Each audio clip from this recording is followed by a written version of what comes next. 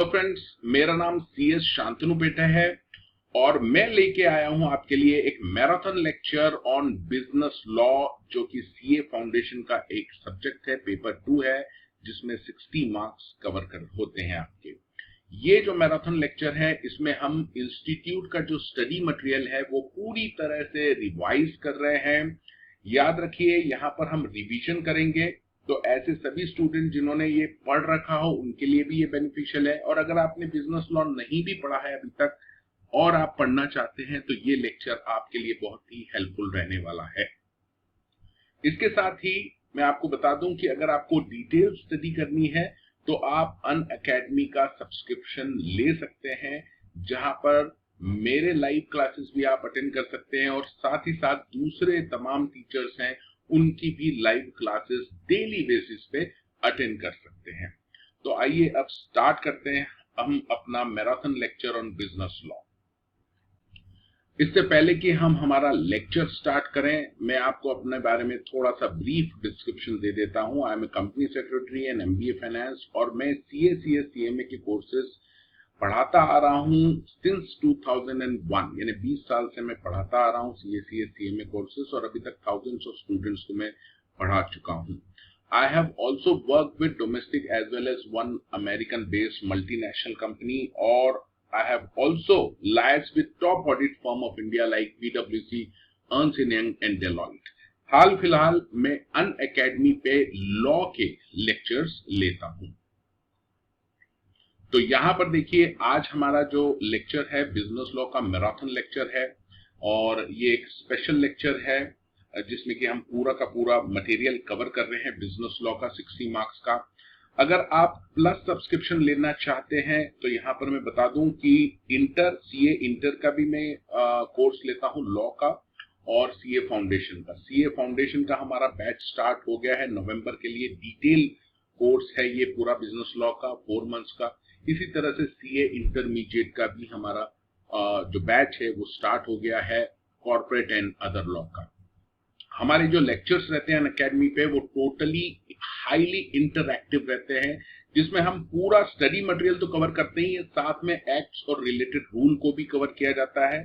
और इसके अलावा जो RTP है, MTP है और सजेस्टेड आंसर्स हैं जो इंस्टीट्यूट ने इशू किए हैं, यानी प्रीवियस एग्जाम के जो पेपर हैं, वो भी हम यहाँ पर पूरा कवर करते हैं। और साथ में मैं आपको कुछ नोट्स भी देता हूं जो आप डाउनलोड कर सकते हैं और बहुत ही अच्छे से आप अपनी प्रिपरेशन कर सकते हैं। अगर ऐसे स्टूडेंट्स जिनको सब्सक्रिप्शन चाहिए तो ये डिस्काउंट कोड है CA शान, ये आप यूज करके अनअकैडमी का प्लस सब्सक्रिप्शन ले सकते हैं। अब हम बात करते हैं यूनिट 2 कंसीडरेशन की। बहुत ही इंपॉर्टेंट यूनिट है कंसीडरेशन। तो आइए चलते हैं, इसके बारे में हम देखते हैं। यहाँ पर अगर हम देखें लर्निंग आउटकम, यानी ये यूनिट में जो इंस्टीट्यूट है उन्होंने बोला है कि ये यूनिट करने के बाद आप कंसीडरेशन का मतलब समझ जाएंगे, importance for a contract and it's double aspect, इसके 2 एस्पेक्ट है वो भी समझ जाएंगे। Will clearly understand how consideration may move from a third party and how this makes a contract valid। यानी कंसीडरेशन जो पार्टी है वो तो कर ही सकती है, दे ही सकती है दूसरी पार्टी टू द कॉन्ट्रैक्ट, लेकिन थर्ड पार्टी भी ये कंसीडरेशन प्रोवाइड कर सकते हैं और contract still will be treated as valid. इसके बाद ये कहते हैं learn about the peculiar circumstances when a contract is valid even without consideration. तो हमने अभी देखा था कि essentials of a valid contract में कंसीडरेशन का होना जरूरी है, लेकिन यहाँ पर ये कह रहे हैं कि ऐसे कुछ सर्कमस्टेंसेस हैं, यानी अपवाद हैं, एक्सेप्शंस हैं, जहां पे अगर कंसीडरेशन ना भी हो तो भी वो कॉन्ट्रैक्ट वैलिड कॉन्ट्रैक्ट माना जाएगा। तो वो भी हम इसी यूनिट में देखने वाले हैं। And be aware of the rule a stranger to the contract cannot sue and exception thereof. कहने का मतलब है केवल पार्टी टू द कॉन्ट्रैक्ट जो है वो ही सूट फाइल कर सकती हैं, उसको जो परफॉर्मेंस है उसको कंप्लाई कराने के लिए कोई स्ट्रेंजर सूट फाइल नहीं कर सकता। लेकिन यहां पर भी कुछ एक्सेप्शंस हैं, वो हम आगे देखेंगे। अब एक यूनिट जो है इसका ओवरव्यू अगर आप देखें तो कंसीडरेशन में इन्होंने कहा है मीनिंग एंड डेफिनेशन हम देखेंगे पहले। उसके बाद legal rules regarding the valid consideration, क्या रूल्स हैं जिससे कि कंसिडरेशन को वैलिड मान लिया जाए। And the rules of no consideration no contract, अगर कंसिडरेशन नहीं है तो कॉन्ट्रैक्ट नहीं है, ये भी देखेंगे rule. And doctrine of privity of contract with exception. तो ये 4 मेन चीजें हैं जो हम इसी यूनिट में देखने वाले हैं। तो सबसे पहले चलते हैं व्हाट इज कंसिडरेशन। अब यहां पर ये कहते हैं consideration is the price agreed to be paid by promisee for the obligation of the promisor. The word consideration was described in very popular English case Misa versus Curie as a valuable consideration in the sense of law may consist either in some right, interest, profit, benefit accruing to one party, that is the promisor, or forbearance, detriment, loss, or responsibility given, suffered, or undertaken by the other, that is the promisee. तो इसको अगर हम समझें कि ये consideration का क्या कहना चाहता है, इनका मतलब क्या है, तो मान लीजिए ये एक ऑफरर है, इसने अपनी कार ऑफर की है किसे, बी को। ए ने अपनी कार है वो बी को ऑफर की है। अब यहां पर ये जो प्रॉमिस है ए का कि I will give my car to you, इसके बदले में ये ए क्या चाहता है, तो let's see 2 types of things ये डिमांड कर सकता है। फॉर एग्जाम्पल ए ये कह सकता है कि I am ready to give my car to you for let's say 5 lakh rupees. अब ये एक तरह का बेनिफिट मिलेगा ए को, प्रोमिसर को कुछ बेनिफिट मिलेगा, कुछ राइट मिलेगा, 5 लाख रुपए मिलेंगे उसको, ए को। दूसरा कंसिडरेशन ये ऐसा भी कह सकता है कि I will give my car to you if you waive off, अगर आप वेव ऑफ कर देते हैं लोन जो आपने सी को दिया था, यानी सी को आपने कुछ लोन दे रखा था, उसको अगर आप वेव कर देते हैं तो मैं यहां पर अपनी जो कार है वो आपको दे दूंगा। तो यहां पर कुछ तरह का लॉस हो रहा है बी को कि वो अपना जो लोन सी से लेना था वो वेव कर रहा है। तो कहने का मतलब है जो कंसीडरेशन है वो एक तरह का बेनिफिट भी हो सकता है ऑफरर को, या फिर वो एक तरह का लॉस डेट्रीमेंट हो सकता है, रिस्पॉन्सिबिलिटी हो सकती है बी के, यानी बी के केस में यानी ऑफरी को। दोनों ही तरह के जो चीजें हैं दोनों को यहां पर कंसीडरेशन माना गया है। इसके बाद अगर हम लीगल डेफिनेशन पे जाएं 2D जो बताई गई है कंसीडरेशन, ये डेफिनेशन काफी इंपॉर्टेंट है, बहुत अच्छे से आपको देखना पड़ेगा। ये कहता है when eight the desire of the promisor, तो बहुत ही इंपॉर्टेंट पॉइंट यहां पे लिखा है कि कंसीडरेशन जो आपको मिलेगा यानी रिटर्न मिलेगा, आप जो भी प्रॉमिस कर रहे हैं, मसलन यहां पर आपने कार का प्रॉमिस किया है कि I will give my car, तो इसके बदले में आपको क्या चाहिए, ये डिजायर जो भी आप चाहते हैं eight the desire of the promiser, उसके हिसाब से वो कंसिडरेशन होना चाहिए। तो अभी हमने देखा था 2 तरह के कंसिडरेशन, या तो आप 5 लाख दे दीजिए या वेव कर दीजिए आप लोन सी का, दोनों ही ये डिजायर्स हैं ऑफ द प्रोमिसर। तो ये जो कंसिडरेशन है, पहली चीज डेफिनेशन से ये क्लियर हो जाती है कि ये जो कंसिडरेशन है it should be at the desire of the promisor. The promisee और any other person has done और एब्स्टेन्ड फ्रॉम डूइंग, डन और abstain from doing, does or abstain from doing, or promises to do or abstain from doing something। अब ये जो 3 चीजें यहां पर बताई गई हैं, ये बेसिकली ये इशारा करती है कि ये जो कंसीडरेशन है, पहले तो यहां पर अगर आप देखें तो ये जो कंसीडरेशन है ये कहते हैं प्रोमिसी से भी मिल सकता है इसको, या किसी थर्ड पर्सन से भी मिल सकता है। मान लीजिए डी है, उसने 5 लाख रुपए दे दिए, so the consideration should move at the desire of the promisor, promisor की इच्छा के मुताबिक होना चाहिए, लेकिन ये जो कंसिडरेशन पे होगा, दिया जाएगा, ये प्रोमिसी भी दे सकता है और थर्ड पार्टी भी दे सकती इसके बाद फिर ये जो 3 वर्डिंग्स यहाँ पर यूज किए हुए हैं सेंटेंसेस, इसका मतलब है कि कंसिडरेशन पास्ट भी हो सकता है, पहले ही प्राप्त हो चुका है, या अभी मिल रहा है, प्रेजेंट टेंस की बात कर रहे हैं, जब आप कॉन्ट्रैक्ट कर रहे हैं उसी वक्त मिल रहा है आपको, या प्रॉमिस यानी यहां पर आपका फ्यूचर टेंस की बात कर रहे हैं कि आपको फ्यूचर में वो मिलेगा। तो कंसिडरेशन तीनों तरह का हो सकता है, पास्ट, प्रेजेंट और फ्यूचर। इसके बाद ये फिर आगे कहते हैं सच एक्ट और एब्सटेंस और promise is called the consideration for the promise. तो ये जो भी एक्ट बोला जा रहा है इसको करने का या एब्सटेन करने को बोला जा रहा है कि ये मत कीजिएगा, वो कंसिडरेशन माना जाएगा for the promise of the proposal. अब अगर एनालिसिस किया जाए इस डेफिनेशन का, कंसिडरेशन की जो डेफिनेशन है उसका एनालिसिस किया जाए, तो consideration is an act doing something, यानी यहां पर पहली चीज पता चल रही है कि भाई कोई एक्ट है जो आपको करना है। कंसिडरेशन जैसे कि 5 लाख रुपए आपको देने होंगे, so this is an act, it's a consideration।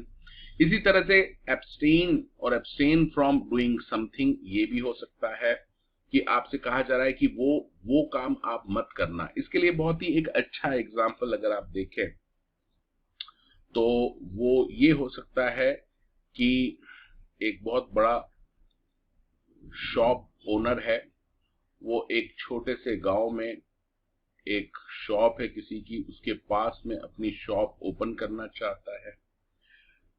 तो यहाँ पर ये जो ऑलरेडी शॉपकीपर है इसको ऑफर दे सकता है कि आप ये ना करें, ये यहाँ पर मेरी शॉप के पास आप शॉप ओपन ना करें। तो वो नहीं करता तो वो भी एक कंसिडरेशन है जिसके बदले में ऑफरर उसको कुछ अमाउंट दे सकता है। तो इट कैन बी एक्ट और इट कैन बी एब्सटेन और एब्सटेन फ्रॉम डूइंग समथिंग। कुछ करने को बोला जा रहा है कंसिडरेशन, या कुछ न करने को बोला जा रहा है जो आप करने वाले थे। इसी तरह से हमने पहले भी देखा था कि कोई केस फाइल कर रहा है, स्कूटर और आपकी जो कार थी उसकी टक्कर हो गई थी और कुछ कंपनसेशन आपको देना पड़ सकता था।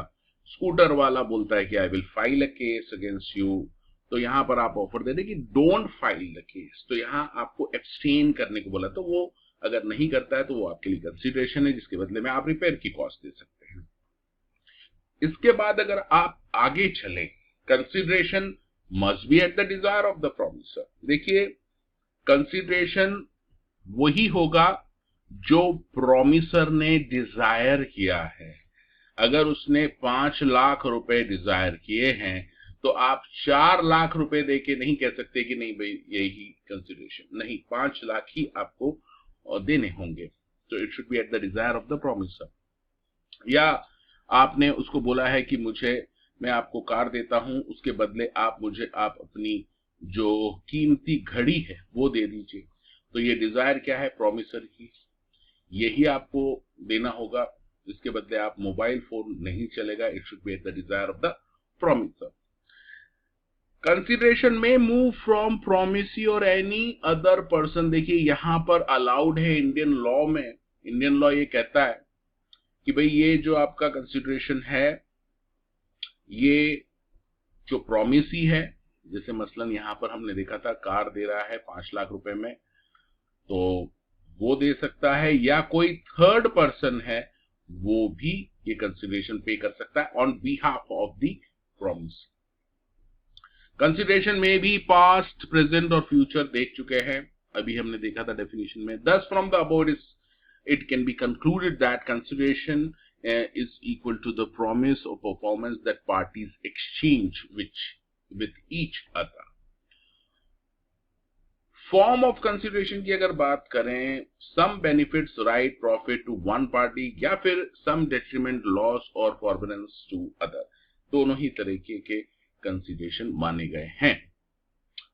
अब हम बात करते हैं sir legal rules regarding the consideration. Consideration must move at the desire of the promiser, जो हम देख चुके हैं वही बात फिर से दोहराई गई है कि आप कुछ भी नहीं दे सकते कंसिडरेशन में, जो प्रोमिसर ने बोला है, डिमांड की गई है, वही आपको देना पड़ेगा। तो इसके कुछ केस लॉज भी हैं, वो हम अभी डिस्कस नहीं कर रहे हैं, क्लासेस में हम इसको ज्यादा डिटेल में डिस्कस करेंगे, लेकिन जो मेन पॉइंट है वो क्लियर है आपको। दूसरा, कंसिडरेशन में मूव फ्रॉम प्रोमिसी और एनी अदर पर्सन इन। तो कंसिडरेशन हमने देखा कि थर्ड पार्टी से भी हो सकता है, ये इंडिया की पोजीशन है सर। लेकिन अगर आप इंग्लैंड की पोजीशन देखें, इंग्लिश लॉ की, तो वहां पर प्रॉमिस ही है, उसी को वो कंसिडरेशन पे करना रहता है, थर्ड पार्टी उसको नहीं दे सकती। तो यहां पर इंडिया की जो पोजीशन है उसके हिसाब से there can be a stranger to a consideration but not stranger to a contract. ये एक फ्रेज है जो एग्जाम में भी पूछा जाता है। इसका मतलब केवल इतना ही है कि दो पार्टीज के बीच अगर कॉन्ट्रैक्ट हो रहा है तो ऐसे में जो कंसीडरेशन है वो थर्ड पार्टी से भी आ सकता है। तो इसका मतलब यही है कि there can be a stranger to the consideration. Consideration pay करने का सवाल है तो थर्ड पार्टी भी पे कर सकती है, स्ट्रेंजर भी पे कर सकता है। लेकिन जहां तक कॉन्ट्रैक्ट को एनफोर्स कराने का सवाल है, प्रिविटी ऑफ कॉन्ट्रैक्ट का प्रिंसिपल लगता है, तो ऐसे में कोई थर्ड पार्टी इसको एनफोर्स नहीं करा सकती। जो कॉन्ट्रैक्ट में पार्टीज हैं केवल वो ही उनको एनफोर्स करा सकती है, और इसी का मतलब है कि there should not be stranger to a contract. जब एनफोर्समेंट की बात आती है तो जो पार्टीज हैं वो ही उसको एनफोर्स करा सकती है। इसके भी कुछ एक्सेप्शंस हैं, वो हम आगे देखेंगे। अब आगे चलते हैं। एग्जीक्यूटेड इन एग्जीक्यूटरी कंसिडरेशन, इसके बारे में हम पहले भी थोड़ा देख चुके हैं यूनिट 1 में। ये कहते हैं consideration which consist in performance of an act is said to be executed, when it consist in a promise it is said to be executory. इन्हें प्रॉमिस कर रहे हैं आप, इसका मतलब एग्जीक्यूट होने वाला है, अभी हुआ नहीं, एग्जीक्यूटरी बोला जाएगा। The promise by one party may be consideration for an act by some other party and vice versa. अब ये जो केस लॉ दे रखा है इसको आप आराम से समझ लीजिए। तो चलिए ये वाला एग्जाम्पल आप देख लीजिए अच्छे से। यहां पर एक पर्सन है ए, ये 5,000 रुपीज पे करता है टू बी, 5,000 रुपए पे करता है बी को, एंड बी प्रोमिसेस, अब इसके बदले ये जो 5,000 पे कर रहा है इसके बदले B promises to deliver him a certain quantity of wheat within a month. एक महीने के अंदर, देखिए अभी के अभी नहीं बोल रहा है वो क्या कह रहा है कि मैं एक महीने के अंदर आपको व्हीट जो है वो आपको प्रोवाइड कर दूंगा। In this case A pays the amount. A ने क्या किया है, पे कर दिया है 5,000 रुपए, और उसके बदले में उसको क्या मिला, केवल प्रॉमिस, एक प्रॉमिस मिली है बी से, और बी ने ये प्रॉमिस किया है कि I will pay with in a month. Therefore the consideration paid by A is executed consideration. ये तो दे चुका है तो इसको हम क्या कहेंगे, executed consideration. Whereas the promise by B कि वो एक महीने के अंदर आपको व्हीट देगा, इट इज एग्जीक्यूटरी कंसिडरेशन, क्योंकि अभी ये हुआ नहीं है, इसको परफॉर्म करना है, ये कंसिडरेशन देना है, इसको एग्जीक्यूटरी कंसिडरेशन बोला जाएगा। अब जैसा कि हमने पहले भी देखा था कि ये जो कंसिडरेशन है ये पास्ट हो सकता है, प्रेजेंट हो सकता है, फ्यूचर हो सकता है। जो वर्डिंग्स हैं, जो डेफिनेशन के वर्डिंग्स हैं, उससे हम अंदाजा लगा सकते हैं कि जो कंसीडरेशन है वो ऑलरेडी दिया जा चुका है, ऐसा हो सकता है, या फिर आपको अभी दिया जा रहा है, या फिर कॉन्ट्रैक्ट के समय दिया जा रहा है, या फिर फ्यूचर में दिया जाएगा। तो तीनों तरह के हो सकते हैं। तो A perform some services to B at his desire. After a week B promise to compensate A for the work done by him. It is said to be the past consideration and A can sue B for recovery of the promised money। यानी एक person है जो कोई act कर रहा है किसी दूसरे पर्सन के लिए, मान लीजिए गाड़ी साफ कर रहा है और ये ऑब्जेक्ट नहीं कर रहा है, means he is ready for that. तो ऐसे केस में कुछ समय बाद he is promising that I will pay 5,000 rupees for this. तो ये एक्चुअली पास्ट कंसिडरेशन हो गया है जो इसने काम किया था, इट इज पास्ट कंसिडरेशन जिसके बदले में ये 5,000 रुपीज अब पे कर रहा है। तो ये रिकवर किए जा सकते हैं because consideration can be a past consideration as well. एक और जो बहुत ही इंपॉर्टेंट पॉइंट है कि consideration need not be adequate. ये अगर आप देखें तो यहाँ पे आपको पता चलेगा कि मान लीजिए ये कार है, इसकी ये जो कार है इसकी वैल्यू मान लीजिए 50 लाख रुपए की, और ये केवल 1 लाख रुपए में इसको दे रहा है दूसरी वाली पार्टी को, दूसरी पार्टी को ये केवल 1 लाख रुपए में दे रहा है। तो क्या ये कॉन्ट्रैक्ट वैलिड माना जाएगा? लॉ कहता है कि yes it can be a valid contract, it can be a valid contract because consideration का एडिक्वेट होना, पर्याप्त होना जरूरी नहीं है लॉ में। और कोर्ट ने कई बार ये कहा गया है कोर्ट के द्वारा कि भाई ये जो कंसिडरेशन एडिक्वेट है, पर्याप्त है या नहीं, ये कोर्ट का काम नहीं है डिसाइड करना, ये पार्टीज का काम है कि वो देखें कि आपको जो कंसिडरेशन मिल रहा है वो पर्याप्त है या नहीं आपके प्रॉमिस के बदले में जो आपको मिल रहा है। So it is not the job of the court to decide कि ये एडिक्वेट है या नहीं है। जब तक कंसिडरेशन है तो वो वैलिड कॉन्ट्रैक्ट में हो सकता है, माना जाएगा।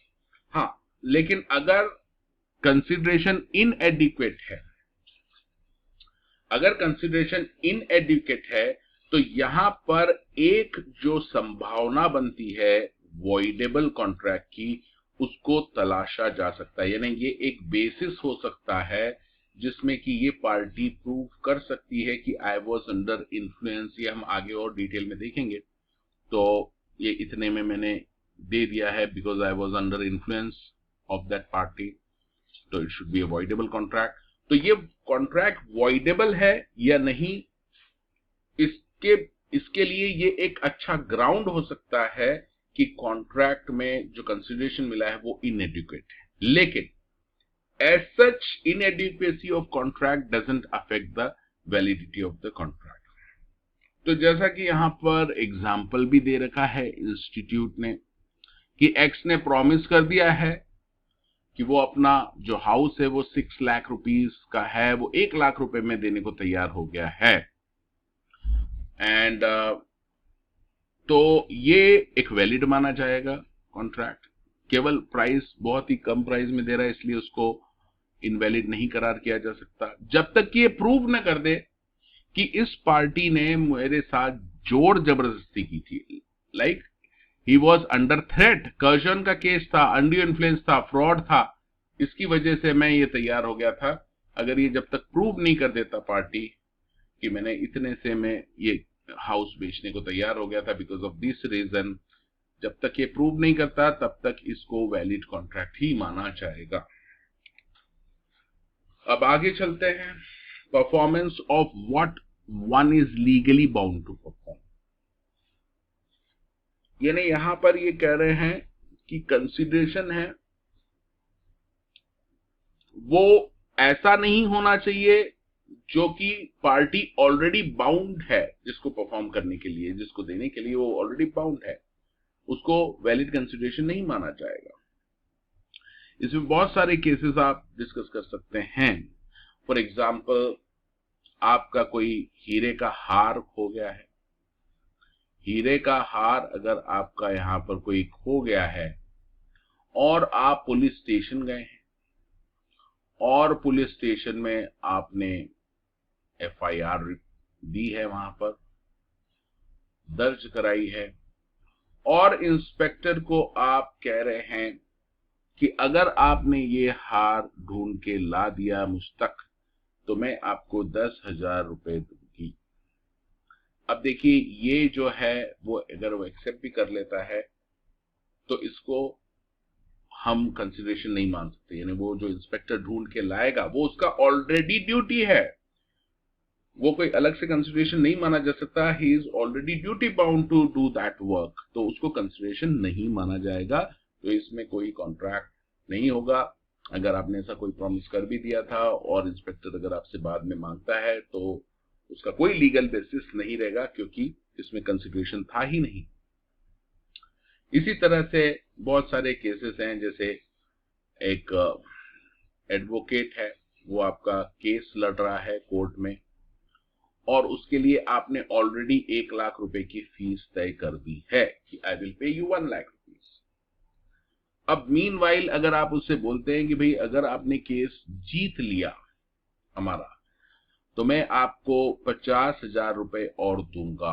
अब देखिए ऑलरेडी वो ड्यूटी बाउंड है, केस जीतने के लिए ही लड़ रहा है, हारने के लिए नहीं लड़ रहा है। तो इस केस में उसका कोई कंसिडरेशन नहीं माना जाएगा। अगर वो जीत भी जाता है तो वो ऑलरेडी ड्यूटी बाउंड था, तो वो कंसिडरेशन नहीं माना जाएगा और 50,000 रुपए देने की जरूरत नहीं पड़ेगी आपको। इसके बाद ये कहते हैं कि consideration must be real and not illusory. यानी आपको स्वप्न लोक की बातें नहीं करनी है, शेख चिल्ली वाली बातें नहीं करनी कि मैं आपको वो कर दूंगा, वो दे दूंगा। अगर इस तरह की आप बात करेंगे तो कोर्ट के पास इतना टाइम नहीं रहता कि वो आपकी बातें सुने। कोर्ट के पास इतना टाइम नहीं रहता, इसलिए इस तरह के कंसिडरेशन को कंसिडरेशन नहीं माना जाएगा। Consideration must be real not illusion. जैसे एक ने बोला कि आप मुझे अपनी कार दे दीजिए, 10 दिन बाद में ये तारा आपके लिए तोड़ के लेके आऊंगा। अब आप दे देते हैं कार, अपनी कॉन्ट्रैक्ट कर लेते हैं। कोर्ट के पास टाइम नहीं है कि ये आपका पूरा केस देखे, क्योंकि यहां पर कॉन्ट्रैक्ट बना ही नहीं है। क्योंकि ये जो प्रॉमिस किया है तारा तोड़ के लाने का, इल्यूजरी है, रियलिस्टिक नहीं है ये कंसिडरेशन। तो क्योंकि ये रियलिस्टिक नहीं है, इसको कंसिडरेशन नहीं माना जाएगा। कंसिडरेशन नहीं माना जाएगा इसलिए कॉन्ट्रैक्ट नहीं है, कॉन्ट्रैक्ट नहीं है इसलिए आप कोर्ट में इसको एनफोर्स नहीं करा सकते। तो इसका मतलब किसी भी तरह का इम्पॉसिबल एक्ट अगर आप प्रॉमिस कर देते हैं तो वो वैलिड कंसिडरेशन नहीं माना जाएगा और वहां पर कॉन्ट्रैक्ट फॉर्म नहीं होगा। इसके बाद फिर हम देखते हैं कि जो कंसिडरेशन है must not be unlawful, immoral, oppose to public policy. यानी जो भी आप लेन देन कर रहे हैं, प्रोमिसेस का एक्सचेंज कर रहे हैं, वो किसी भी तरह से अनलॉफुल ना हो, इमोरल ना हो, अपोज टू पब्लिक पॉलिसी ना हो। अगर इस तरह का है तो वो कंसिडरेशन वैलिड कंसिडरेशन नहीं माना जाएगा। अब यहां पर इन्होंने एक एग्जांपल दिया है, A agrees with B to sell car for 2 lakh to B. Here A is under an obligation to give car to B. B has a right to receive the car on payment of 2 lakh. And also B is under obligation to pay 2 lakh rupees to A. A has a right to receive. यानी यहाँ पे एक simple सा case दे दिया कि भाई ये सारी चीजें एज पर लॉ है, there is no immoral thing oppose to public policy, तो ये वैलिड कंसिडरेशन माना जाए। तो फिर एग्जाम्पल आपको किस तरह का चाहिए था भाई? एग्जाम्पल ऐसा कि भाई अनलॉफुल क्या है। तो फॉर एग्जाम्पल आप ब्राउन शुगर परचेस कर रहे हैं 5,000 रुपए दे के ब्राउन शुगर। तो अब ये ब्राउन शुगर है, ये क्या हो गया? अनलॉफुल हो गया। कोकीन, ये किसी भी तरह का नशा आप खरीद रहे हैं जो कि बैंड है, तो उसको हम क्या कहेंगे? Unlawful consideration.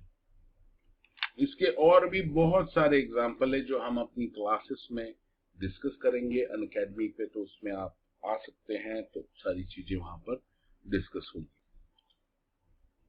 इसके बाद हम बात करते हैं suit by a third party to a contract.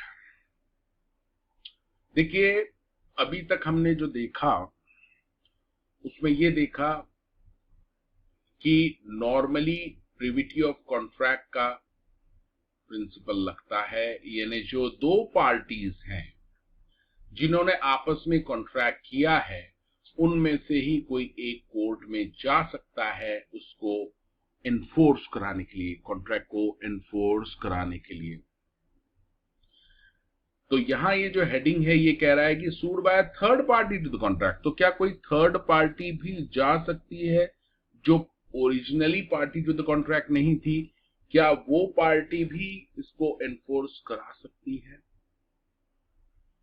तो यहां पर प्रीविटी ऑफ कॉन्ट्रैक्ट का जो प्रिंसिपल है, डॉक्ट्रिन है, वो तो ये कहता है कि नहीं, केवल जो पार्टीज टू द कॉन्ट्रैक्ट है वो ही उसको एनफोर्स करा सकती है, स्ट्रेंजर नहीं करा सकता। लेकिन इसके बहुत सारे एक्सेप्शंस हैं, इसके कई एक्सेप्शंस भी हैं, और ये एक्सेप्शंस अलाउ करते हैं स्ट्रेंजर टू द कॉन्ट्रैक्ट, यानी जो पार्टी नहीं थी कॉन्ट्रैक्ट में, वो भी कोर्ट में इनका जो कॉन्ट्रैक्ट है उनको एनफोर्स करा सकती है। तो अब हम देखेंगे what are the exceptions of the doctrine of privity of contract. इसको मैं ज्यादा डिटेल में नहीं ले पाऊंगा, हमको शॉर्ट में करना है क्योंकि मैराथन चल रहा है। तो पहला देख ली, in case of a trust, अगर ट्रस्ट का मामला है तो जो बेनिफिशियरी हैं उस ट्रस्ट में वो इसको एनफोर्स करा सकते हैं, ट्रस्ट के जो भी कॉन्ट्रैक्ट है उसको। इन case of a family settlement, अगर कोई फैमिली का सेटलमेंट हुआ है तो कोई भी member of the family who originally had not been in party to the settlement can also enforce the such contract. In case of a certain marriage contract or arrangement, अगर marriage contract है या arrangement है, provision may be made for the benefit of a person. He may file the suit through though he is not a party to the agreement. यानी यहाँ पर ऐसा provision बनाया जा सकता है in case of marriage contract, ये हम आगे देखेंगे detail. In case of a assignment of a contract where the benefit under the contract has been assigned, the assignee can enforce the contract. यानी यहाँ पर किसी और को भी बेनिफिट मिल रहा था, आपने जो कॉन्ट्रैक्ट था उसको साइन किया था किसी थर्ड पर्सन को, तो वो भी कनेक्टेड हो गया था, तो वो जो असाइनी है वो भी कर सकता है, एनफोर्स करा सकता है। एक्नॉलेजमेंट और एस्टॉपल, यहां पर ये कहना चाह रहे हैं कि where the promisor by his conduct acknowledges himself as an agent of the third party, it would result into binding obligation toward third party. तो यहां पर एक एग्जांपल इन्होंने दिया है, if L gives to M ₹20,000 to be paid to N, L ने M को 20,000 रुपए दिए, ये किसको पे करने के लिए? एन को। And N and M inform N that he is holding the money for him, और एम ने इन्फॉर्म कर दिया है एन को कि I am holding the money for you. तो यहां पर उसने एक्नॉलेज कर लिया है एम ने कि हाँ, हम दोनों के बीच कॉन्ट्रैक्ट हुआ था एल और एम के बीच, और उसके मुताबिक ये 20,000 मुझे आपको देने थे, इसने एक्नॉलेज कर लिया है। तो एन यहां पर ओरिजिनल पार्टी नहीं थी, लेकिन अब क्योंकि उसको पता चल गया है, आपने एक्नॉलेज कर लिया उसके सामने, तो N will be entitled to recover the same from the M. तो अब अगर बाद में वो एम मना भी कर देता है कि नहीं मैं नहीं दूंगा, तो एन उसको एनफोर्स करा सकता है इस कॉन्ट्रैक्ट को। तो इसको बोलते हैं एक्नॉलेजमेंट और स्टॉपल, यानी एक बार आपने एक्सेप्ट कर लिया है कि मैं आपके लिए मनी होल्ड करके रखी है एज पर द कॉन्ट्रैक्ट, तो वो जो बेनिफिशियरी है जिसके लिए होल्ड किए वो उसको एनफोर्स करा सकता है। ये भी एक एक्सेप्शन है doctrine of privity of contract. In case of covenant running with the land, बहुत इंपॉर्टेंट है, एग्जाम में भी इसका केस आता है। देखिए, जमीन का जो मसला है, लैंड, अगर आप कोई जमीन खरीदते हैं और जब आप खरीद रहे हैं तो आपको यहां पर क्लियरली नोटिस दिया गया है कि भाई जो कोई भी ये ओनर रहेगा उसको ये ड्यूटीज को फॉलो करना पड़ेगा, bound by certain duties affecting the land. The covenant affecting the land may be enforced by the successor of the seller. तो ऐसे केस में जो सेलर का सक्सेसर था, उसके पहले था, वो उसको एनफोर्स करा सकता है। जैसे मान लीजिए ये जमीन है, इसमें यहाँ से यहाँ तक पैसेज दिया हुआ है। जब किसी पर्सन ने सेल किया था, ए ने बी को सेल किया था कंडीशन पे कि मुझे पैसेज मिलेगा, और इसको आप सेल करेंगे तो आप इसी कंडीशन पे सेल कर सकते हैं। बी ने भी इसको जब सेल किया है तो ये नोटिस दिया है कि भाई आपको पैसेज देना पड़ेगा। अब यहाँ पर इन्होंने एग्रीमेंट कर लिया है परचेज सेल का, लैंड का, लेकिन ये जो पार्टीज है ये इसको एनफोर्स करा सकती है। इसको बोलते हैं covenant running with the land. Contracts entered into through agent. तो principal can enforce the contract entered by his agent where the agent has acted within the scope of authority. But obvious है कि कोई principal है, उसके behalf पे agent ने कुछ contract किया है किसी पार्टी के साथ, और जब एनफोर्स कराने की बात आएगी तो प्रिंसिपल उसको एनफोर्स करा सकता है। अब जरा बात कर लेते हैं सर की validity of an agreement without consideration. तो पहले तो हमने देखा है कि कंसिडरेशन जरूरी है, क्योंकि विदाउट कंसिडरेशन तो वैलिड कॉन्ट्रैक्ट हो नहीं सकता। लेकिन हर चीज के एक्सेप्शंस रहते हैं, तो यहां भी सर्टेन एक्सेप्शंस हैं जो बताए गए हैं, और ये कहते हैं कि देयर आर सर्टेन एक्सेप्शन। जब कंसिडरेशन ना भी हो कॉन्ट्रैक्ट तो भी उसको वैलिड कॉन्ट्रैक्ट माना जाएगा। इसमें पहला आता है नेचुरल लव एंड अफेक्शन, और काफी फेमस है, ये एग्जाम के लिए उपयुक्त है, इंस्टीट्यूट का पसंदीदा है, फेवरेट है। तो यहां पर ये नेचुरल लव एंड अफेक्शन अगर आपका है तो आपको बदले में कुछ नहीं मिलता तो भी वो कॉन्ट्रैक्ट मान लिया जाएगा, लेकिन उसकी कुछ कंडीशन है, कुछ शर्तें हैं। पहला, नेचुरल लव एंड अफेक्शन हो पार्टीज के बीच में। Parties must stand in near relationship to each other. दूसरा बोला है नियर रिलेशनशिप होना चाहिए। It must be in writing. फिर ये कहते हैं कि राइटिंग में होना चाहिए, and must also be registered under the law, और इसको लॉ में रजिस्टर्ड होना चाहिए। तो ये अगर चीजें आप फॉलो करते हैं तो आप कंसिडरेशन नहीं भी देते हैं तो भी ये वैलिड माना जाएगा। तो यहां पर written registered agreement based on natural love and affection between the parties standing in near relation like husband wife to each other is enforceable even without consideration. तो आप बोलेंगे सर ये हस्बैंड है, इसने अपनी वाइफ को मान लीजिए कार देने का प्रॉमिस कर दिया है, अगर ये केवल ओरल है तो नहीं चलेगा, कोई कॉन्ट्रैक्ट नहीं होगा, राइटिंग में होना पड़ेगा, रजिस्टर्ड होना पड़ेगा, तो ये वाइफ इसको एनफोर्स करा सकती है। तो आप ये कह सकते हैं कि सर ये कंसिडरेशन, इसका लव एंड अफेक्शन को कंसिडरेशन नहीं माना जाता क्या? तो देखिए, कंसिडरेशन लॉ की नजरों में लव एंड अफेक्शन को नहीं माना जाता, वो समथिंग सब्सटेंस होना चाहिए उसमें, और इसी वजह से अगर देखा जाए तो यहाँ पे लव एंड अफेक्शन कंसिडरेशन है, बट लॉ की निगाह से वो नहीं है, इसीलिए यहाँ पर ये केस बोला गया है कि it is a case of without consideration, contract without consideration. इसके बाद आगे चलें तो compensation for past voluntary services. अब देखिए यहां पर देखिए ये जो पास्ट वॉलंटरी सर्विसेज का है मसला, इसमें ये कहते हैं कि एक पर्सन है, उसने सर्विसेज दी है, और ये सर्विसेज कैसी थी? वॉलंटरीली, स्वेच्छा से दी गई थी। The service must have been rendered for the promisor, और ये जो प्रोमिसर है उसके लिए ये सर्विसेज दी गई थी। The promisors must be in the promisor must be in existence at the time when services were rendered. Promisor existence में होना चाहिए जब वो सर्विसेज रेंडर की। The promisor must have intended to compensate the promise. तो ये मान लीजिए यहाँ पर इसका खेत था, इसकी तबीयत बहुत खराब थी प्रोमिसर की, और इसने स्वेच्छा से, याद रखिए स्वेच्छा से, कुली नहीं है, ये स्वेच्छा से बोल रहा है कि आपका ये जो खेत है मैं जोत देता हूं, फार्मिंग कर देता हूं आपके लिए, आपकी तबीयत खराब है मैं कर देता हूं, कोई बात नहीं।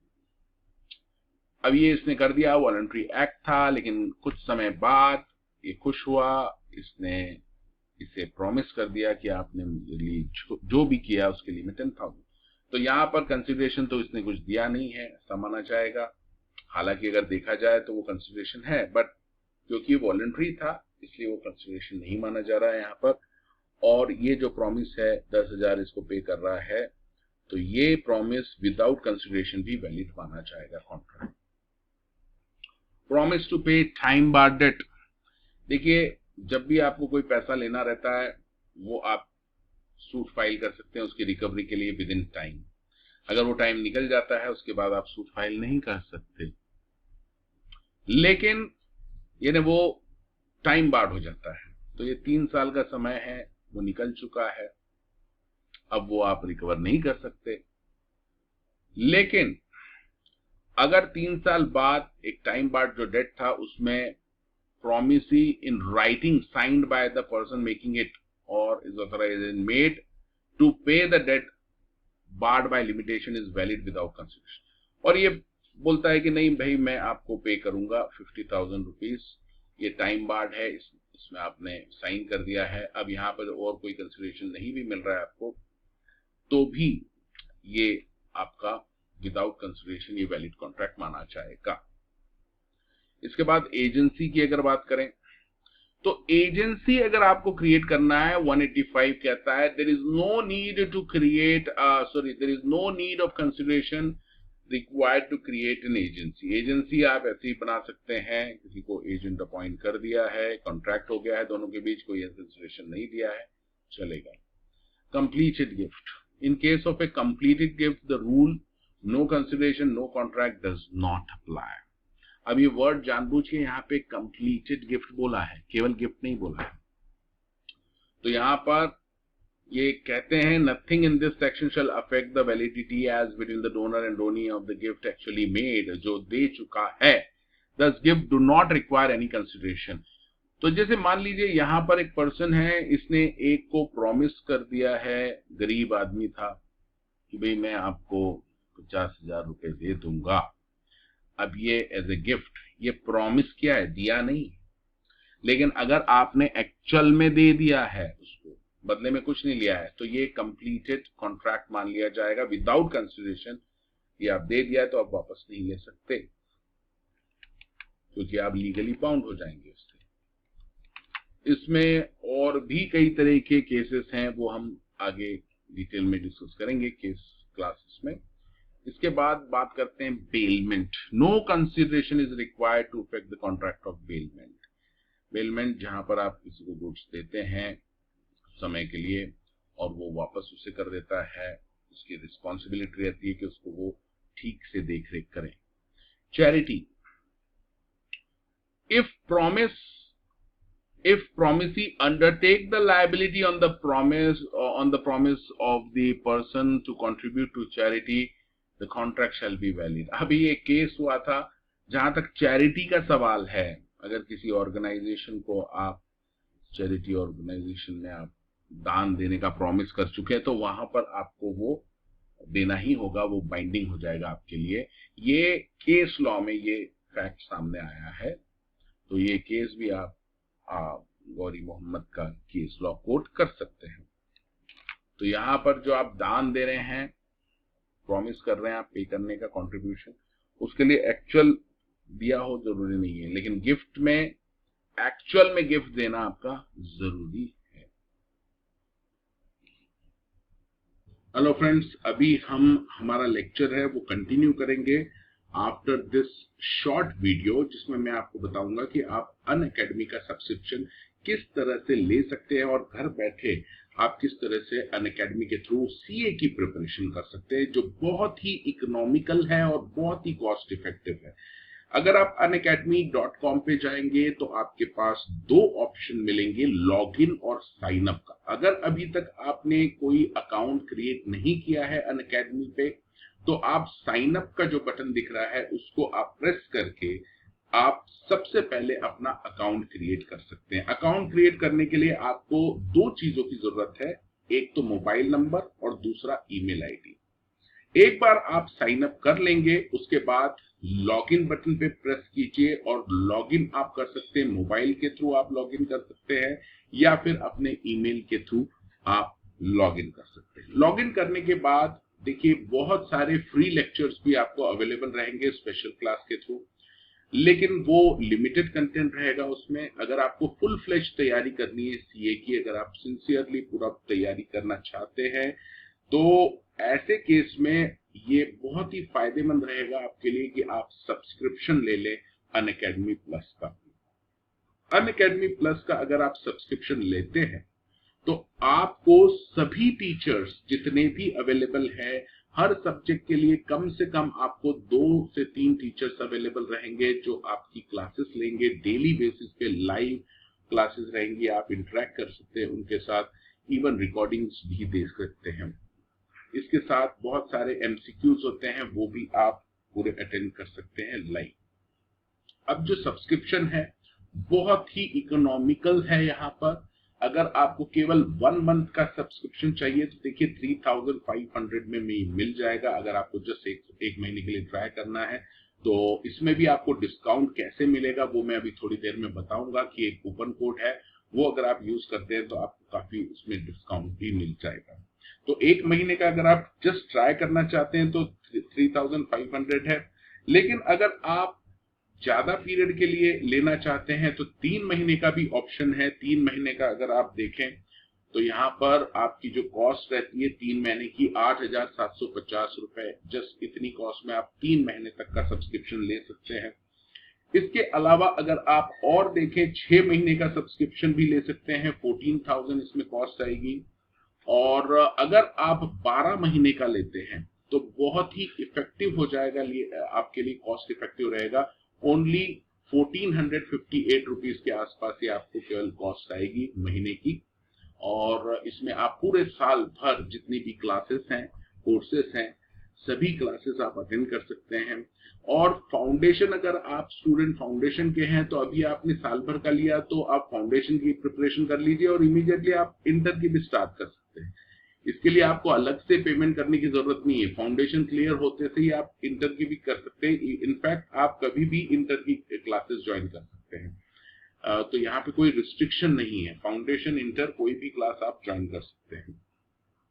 इसके अलावा 24 मंथ्स, तो ऐसे स्टूडेंट जो फाउंडेशन कर रहे हैं अभी, उनको मैं रिकमेंड करूंगा कि आप सीधे 24 मंथ्स का ये सब्सक्रिप्शन लेंगे तो आप देखिए केवल 875 पर मंथ ही यहाँ पर कॉस्ट आ रही है और उसमें ह्यूज बेनिफिट आपको मिल रहा है।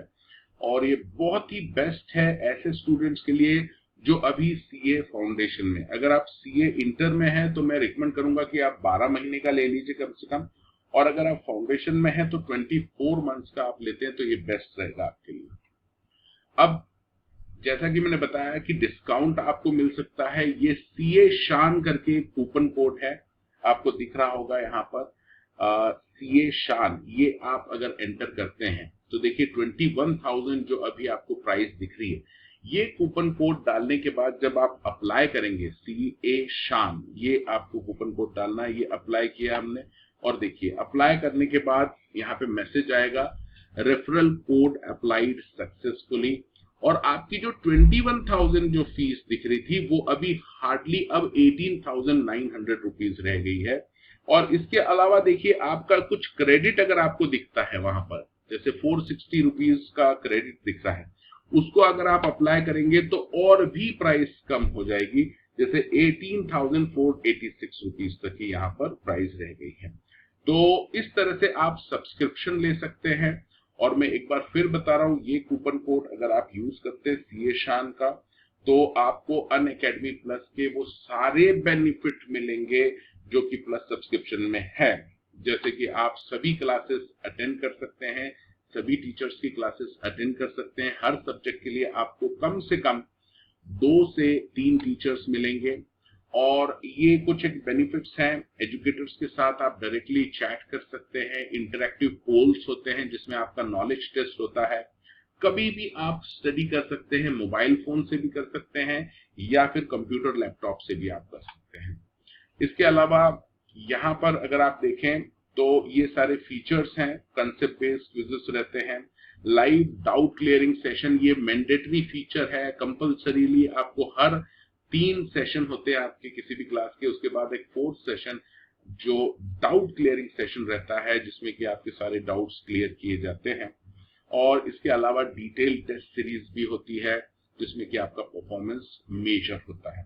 तो ये सारे बेनिफिट्स हैं और ये आपको लेने के लिए जस्ट एक ही कूपन कोड यूज करना है, सीए शान, और वो आप कूपन कोड डालेंगे तो आपको डिस्काउंट भी मिलेगा और सारे फीचर्स भी आपको मिल जाएंगे। तो ये जो कूपन कोड है सीए शान, ये आप यूज करके आप अनअकैडमी का सब्सक्रिप्शन ले सकते हैं।